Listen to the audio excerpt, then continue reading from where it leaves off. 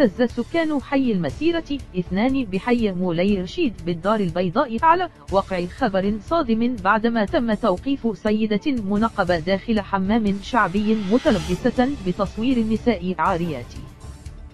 وحسب المصدر فإن تفاصيل الواقعة تعود لمساء الثلاثاء بعدما ضبطت المشرفات على الحمام سالات سيدة مطلقة تبلغ من العمر 40 سنة وهي تحاول تصوير سيدات عاريات بحمام مولاي رشيد المسيرة جوج وتضع النقاب. وبعد محاصرتها تم توقيف سيدة وهي مطلقة من طرف الشرطة القضائية بمنطقة مولاي رشيد. وبعد التحقيق معها تبين أن المدعوة حسناء كانت تصور النساء بهدف إرسال صورهن إلى سعودي مقيم في المغرب أوهمها أنه سيوفر لها عملا قار بالسعودية كطباخة.